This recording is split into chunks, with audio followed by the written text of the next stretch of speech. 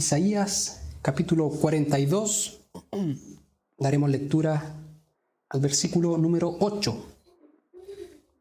Isaías 42, versículo 8. Le daremos lectura en nombre del Padre, del Hijo y del Espíritu Santo. Dice así: Yo Jehová, este es mi nombre, y a otro no daré mi gloria, ni mi alabanza a esculturas. Una vez más, yo Jehová, este es mi nombre, y a otro no daré mi gloria, ni mi alabanza a esculturas. Hasta ahí le invito a cerrar sus ojos para hacer una oración. Dios eterno, le damos muchas gracias porque nos permite estar reunidos en este lugar llevando a cabo este culto de adoración. Gracias, Señor, porque nos ha permitido llegar hasta aquí. Y gracias, Señor, porque ahora podemos escuchar el consejo de su palabra. Le pido, Señor, que usted sea quien dirija, que yo pueda menguar en este lugar y que Cristo pueda brillar en esta hora para esta iglesia. Usted, Señor amado, muéstrenos por medio de su palabra lo glorioso y maravilloso que usted es, que la gloria le pertenece solo a usted, que no la comparte con nadie. Guíe, Señor, esta exposición, que usted sea la gloria desde ahora y para siempre. Amén y amén.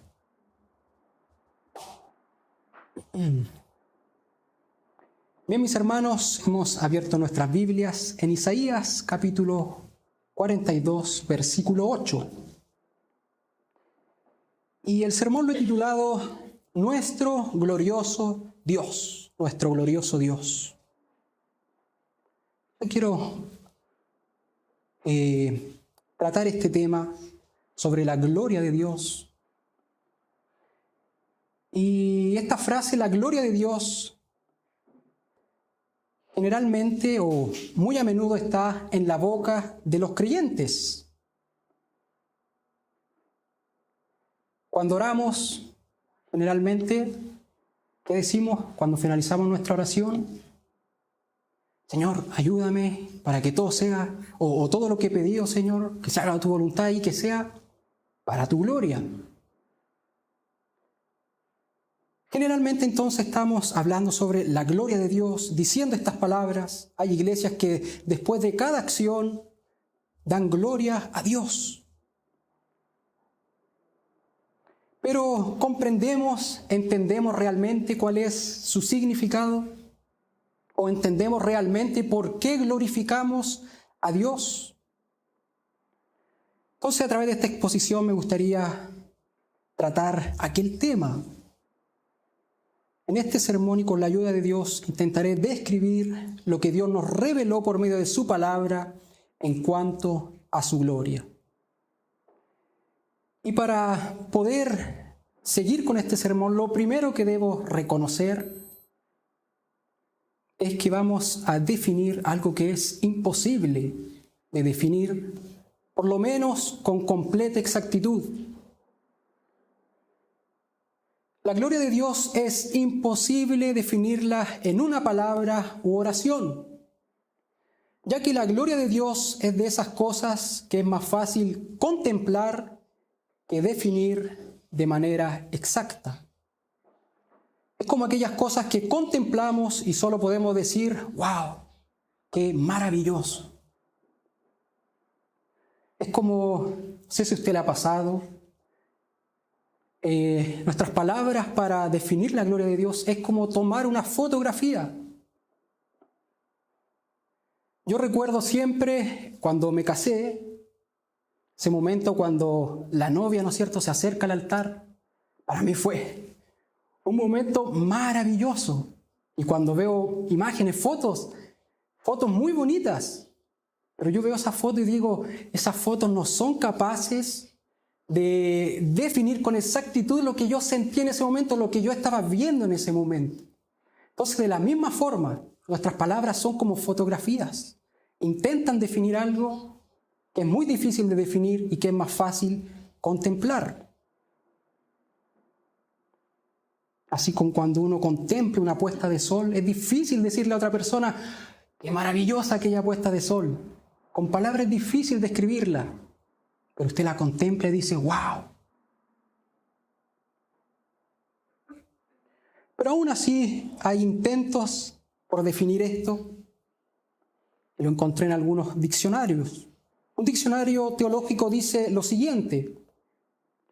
En el Antiguo Testamento la palabra gloria es la palabra hebrea kavod, la cual lleva la idea de pesadez, peso. En el Nuevo Testamento la palabra griega para gloria es doxa, la cual lleva la idea de opinión, juicio, estimar, esplendor, brillo, etc. Es usada para expresar gran honor, alabanza, valor, maravilla, asombro y esplendor. Ahora vamos a ver un poco esta palabra kavod, la palabra que se usa en el Antiguo Testamento y que se define en nuestra lengua como gloria. Kavod significa algo sustancial o pesado. Honor, esplendor, poder, riqueza, autoridad, magnificencia, fama, dignidad, riquezas y excelencia. La raíz de la palabra kavod es kavad, que significa pesado, glorioso, notable o reconocido. En el Antiguo Testamento el ser pesado representaba un honor, mientras la ligereza, la liviandad se igualaba a la vanidad, la inestabilidad, lo temporario y vacío. Entonces algo pesado era algo imponente, algo que impone respeto, que es justamente lo contrario a lo que ocurre con lo liviano. Entonces, para hablar sobre la gloria de Dios en el Antiguo Testamento se usaba esta palabra kavod, pesado, pesadez. Aquello que tenía honra se usaba con esa palabra, kavod. En cambio, para las cosas deshonrosas se utilizaba la palabra liviano, que en hebreo sería pachás. Mire lo que dice Sofonías 3:4. Sus profetas son livianos, pachás. ¿Por qué son livianos? Porque son hombres prevaricadores. Sus sacerdotes contaminaron el santuario, falsearon la ley. Entonces estos profetas eran tratados de livianos porque eran personas deshonrosas. Jueces 9:4 también usa esta palabra liviano para referirse a personas deshonrosas. Jueces 9:4 dice, y le dieron 70 siclos de plata del templo de Baal-Berit, con los cuales Abimelech alquiló hombres ociosos y vagabundos, que le siguieron. Y en nuestro lenguaje también tenemos el uso de la palabra peso o liviano. Cuando queremos expresar que alguien tiene honor, que alguien tiene alguna autoridad, nosotros también usamos esas palabras.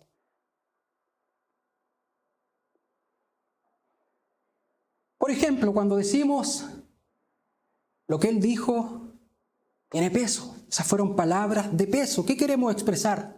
Que esa persona honra su palabra. Cuando él habla, su palabra es honorable. Cuando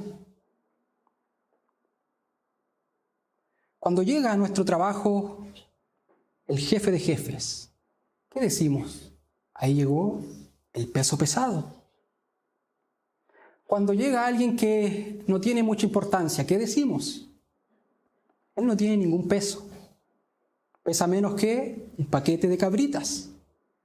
Entonces nosotros también hacemos uso de estas palabras peso, liviano, para definir autoridad, honor. Entonces kavod, con referencia a Dios, nos dice de su gloria, su esplendor, honor y lo imponente que Él es. Eso en cuanto a la palabra kavod del hebreo. Ahora en el griego, en el Nuevo Testamento, cuando encontramos esta palabra gloria, es la palabra doxa. Y aquí hay una definición de esta palabra. Dice, originalmente, una opinión o concepto al cual uno está asido. Así, la palabra denota reputación, fama y la estima que se le da a una persona. La palabra evolucionó hasta llegar a significar honor o gloria. La palabra doxa se refiere a una buena opinión que formamos al observar características positivas en alguien, lo que lo coloca en una posición de honra o gloria. Entonces, cuando hablamos de la gloria de Dios, reconocemos su posición suprema de honra, su majestuosidad. Entonces, esta palabra doxa, usted observa algo y usted queda maravillado con aquello y usted lo único que logra decir es aquello es maravilloso y glorioso. Usted lo observa y logra ver que es maravilloso y glorioso. Entonces, cuando observamos a Dios, reconocemos su posición suprema de honra y majestuosidad. Y lo expresé también de esta forma. Si existiese un podio, imagínense los próximos Juegos Olímpicos, si premiaran al ser más glorioso y existiese un podio donde se ponga ese ser más glorioso, Dios se llevaría todos los premios. Dios ocuparía todos los lugares. Cuando observamos a Dios, es algo maravilloso.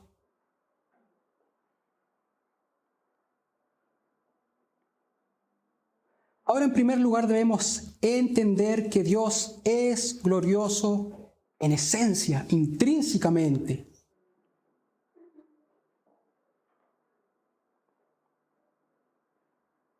La gloria de Dios es la belleza de su espíritu.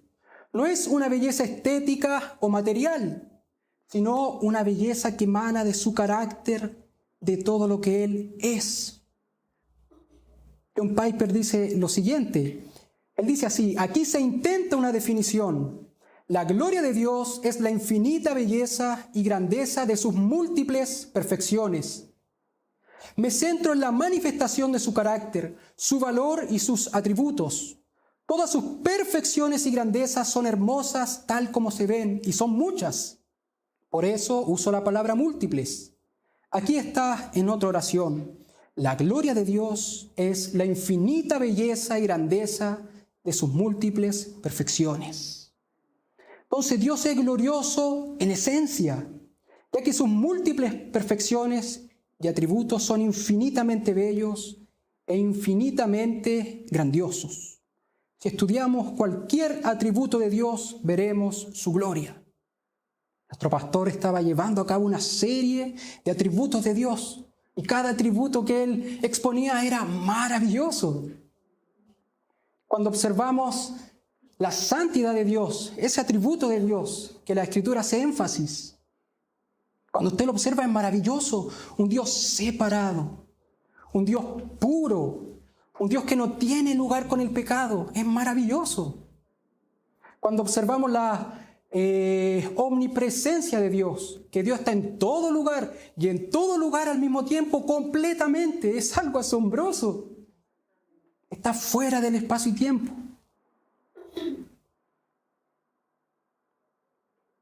Entonces Dios es glorioso en esencia. Usted observa a Dios y logra ver lo maravilloso que Él es. Es glorioso en esencia. No es el hombre el que le dio esa posición de gloria a Dios. Ni a Dios lo hace más glorioso que el hombre le glorifique. Nosotros podríamos no existir y Dios seguiría siendo igual de glorioso. A un presidente, por ejemplo, a él se le otorga ese honor. El honor de presidir un país. Pero no es un honor que le pertenece de forma intrínseca. Pasan los periodos, ¿no es cierto? Y llega otro presidente. Con Dios no es así. Dios está en esa posición de gloria.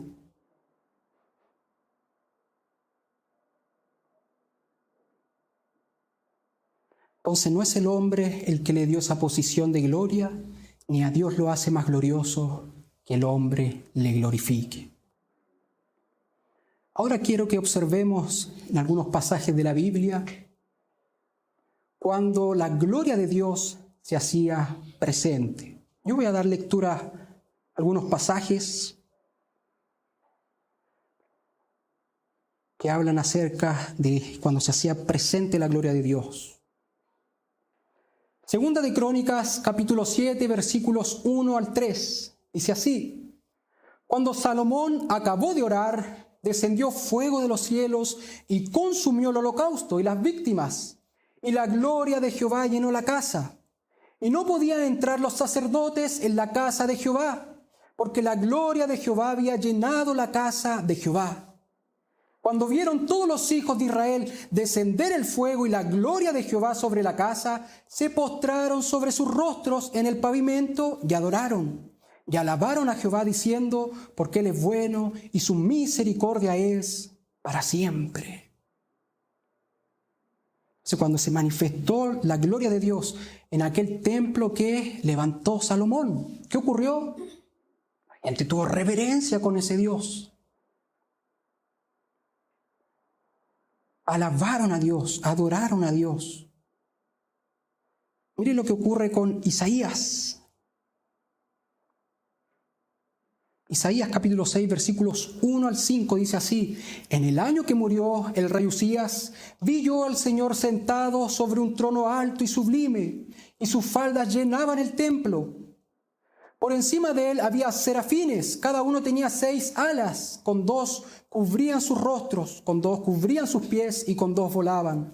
Y el uno al otro daba voces diciendo: Santo, santo, santo, Jehová de los ejércitos, toda la tierra está llena de su gloria. Y los quiciales de las puertas se estremecieron con la voz del que clamaba, y la casa se llenó de humo. Entonces dije: ¡ay de mí que soy muerto! Porque siendo hombre inmundo de labios y habitando en medio de pueblo que tiene labios inmundos, han visto mis ojos al Rey, Jehová de los ejércitos. Imagínense también Isaías al tener esta experiencia de ese glorioso Dios. ¡Ay de mí que soy hombre muerto! ¿Cuántas veces no escucha personas que dicen: no, vimos la gloria de Dios? Uno podría preguntarle: ¿cuántas personas murieron?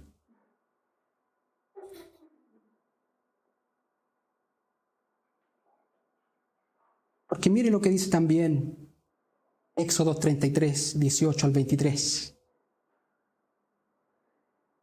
Él entonces dijo: Moisés dijo esto: te ruego que me muestres tu gloria.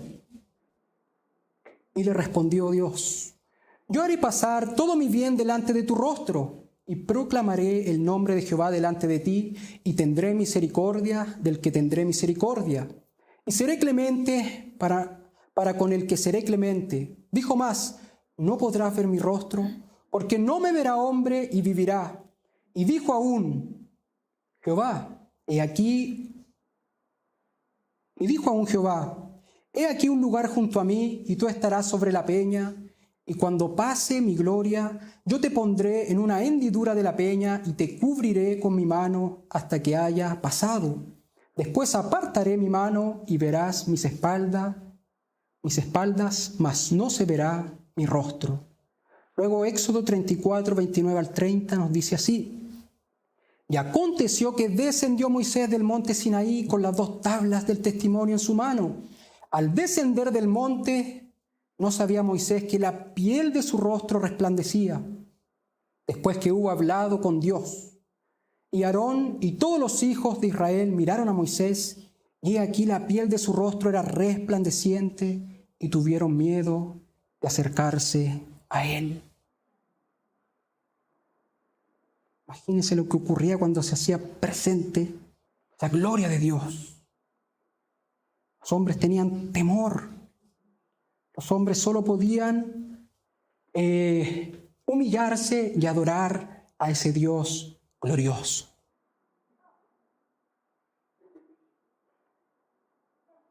Entonces eso ocurría cuando se hacía presente la gloria de Dios. Ahora quiero también que veamos en las cosas donde vemos manifiesta la gloria de Dios. En primer lugar, podemos ver lo glorioso que es Dios en la creación. Isaías 6, versículo 3, que lo leímos. Los serafines decían, y el uno al otro daba voces diciendo, Santo, Santo, Santo, Jehová de los ejércitos, toda la tierra está llena de su gloria. Salmo 19:1 dice, los cielos cuentan la gloria de Dios y el firmamento anuncia la obra de sus manos.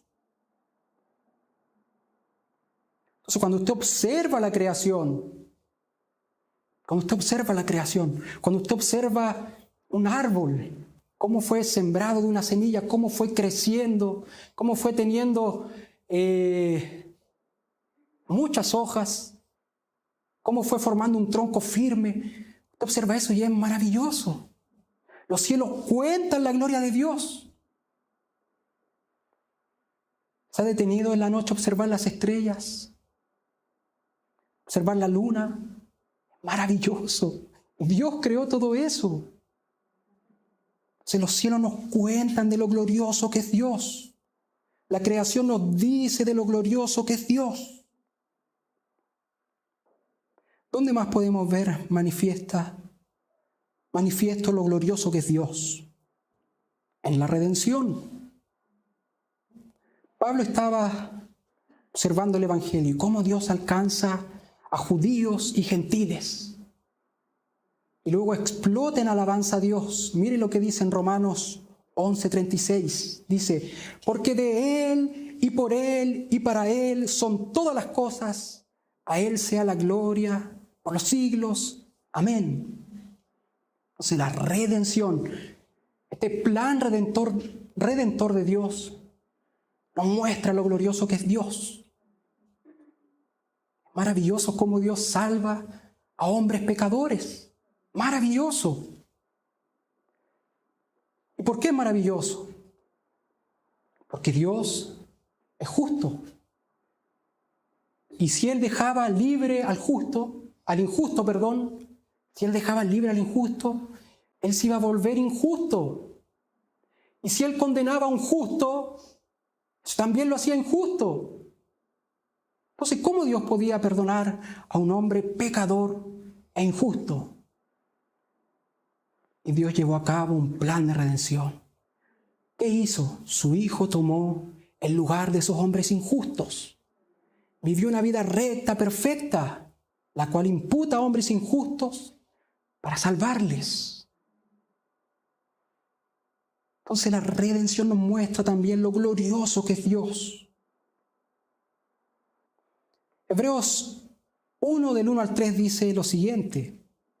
Dios, habiendo hablado muchas veces y de muchas maneras en otro tiempo a los padres por los profetas, en estos postreros días nos ha hablado por el Hijo, a quien constituyó heredero de todo y por quien asimismo hizo el universo, el cual, siendo el resplandor de su gloria y la imagen misma de su sustancia, y quien sustenta todas las cosas con la palabra de su poder, habiendo efectuado la purificación de nuestros pecados por medio de sí mismo, se sentó a la diestra de la majestad en las alturas. Juan nos dice, Juan 1:14, y ya que el Verbo fue hecho carne y habitó entre nosotros, y vimos su gloria como el unigénito del Padre, lleno de gracia y de verdad. Si la creación nos muestra destellos de la gloria de Dios, en Cristo tenemos un rayo de luz cegador.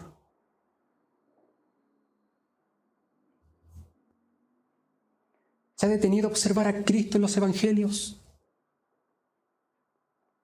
A ese Jesús justo, a ese Jesús compasivo, a ese Jesús que oraba constantemente, a ese Jesús que obedecía a su Padre.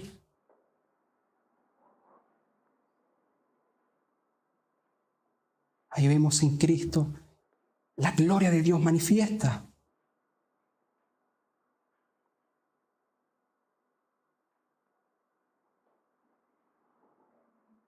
Entonces, una vez más, cuando hablamos de la gloria de Dios, estamos reconociendo su posición suprema de honra, su majestuosidad, por lo que debemos humillarnos y adorarle.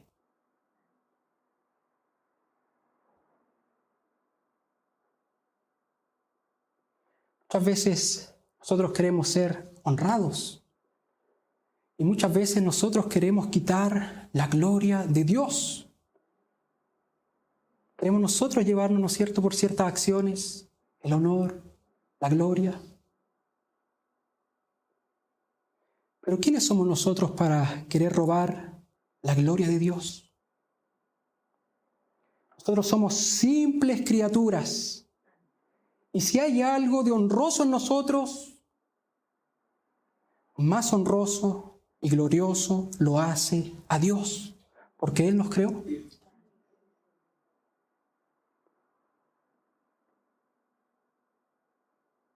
Entonces, mi hermano, cuando observamos a este Dios glorioso, nosotros debemos humillarnos y adorarle, exaltarle. Él merece toda honra, toda gloria, toda alabanza.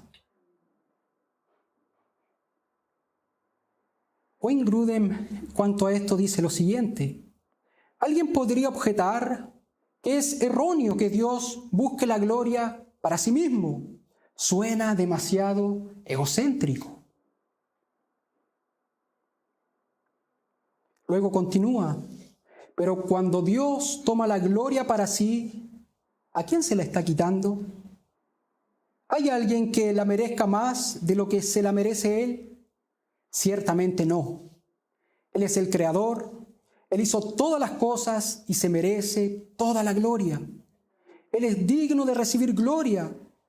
El hombre no debe buscar gloria para sí mismo, pero en este caso lo que está mal para el hombre está bien para Dios, porque Él es el Creador. Es bueno, no malo, que Él sea glorificado. Es más, si no recibiera gloria de parte de todas las criaturas en el universo, eso sería horriblemente malo. Las Escrituras nos dicen que los 24 ancianos alrededor del trono de Dios cantan continuamente, Apocalipsis 4:11, Señor, digno eres de recibir la gloria y la honra y el poder, porque tú creaste todas las cosas y por tu voluntad existen y fueron creadas. Entonces, mi hermano, ese es nuestro glorioso Dios. Ese es nuestro glorioso Dios, un ser sin igual, un ser majestuoso, al cual debemos glorificarle, adorarle.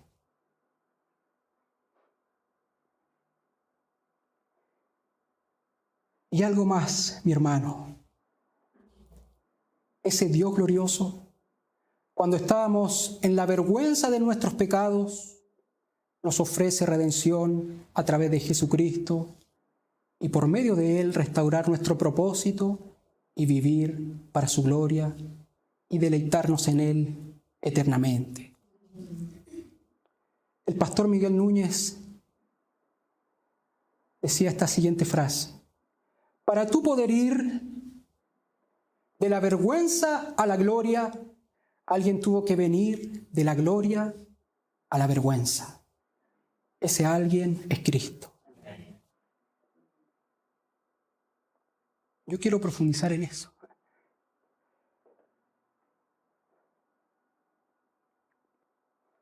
¿Alguna vez usted ha visto o ha oído?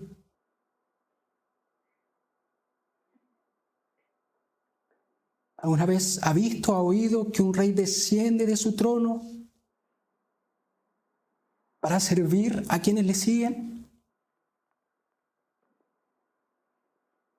¿Alguna vez usted ha visto o ha escuchado de un rey que desciende de su trono para lavar los pies de quienes le siguen? ¿Alguna vez ha visto un rey descender de su trono para él responder y pagar por los pecados y fechorías de su pueblo? ¿Alguna vez ha visto un rey cambiar su trono por una cruz? El Rey de Reyes dejó su trono de gloria para padecer la vergüenza de la cruz.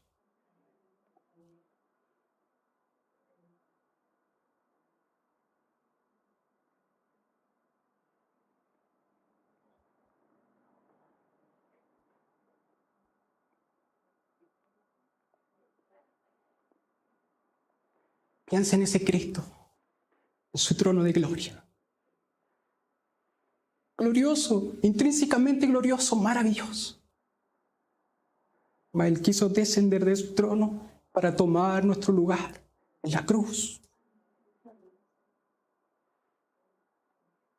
Ese Cristo glorioso dejó su trono para tomar nuestro lugar en la cruz.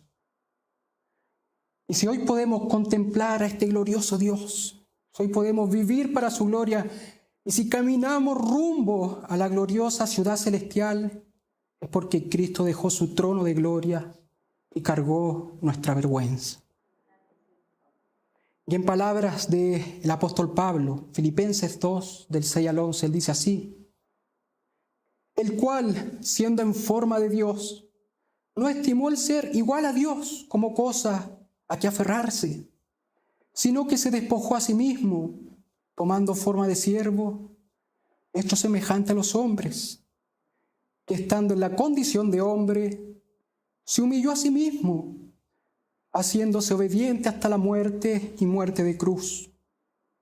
Por lo cual Dios también le exaltó hasta lo sumo y le dio un nombre que es sobre todo nombre, para que en el nombre de Jesús se doble toda rodilla de los que están en los cielos y en la tierra y debajo de la tierra, y toda lengua confiese que Jesucristo es el Señor, para gloria de Dios Padre. Y algunos osan decir que Dios es egocéntrico.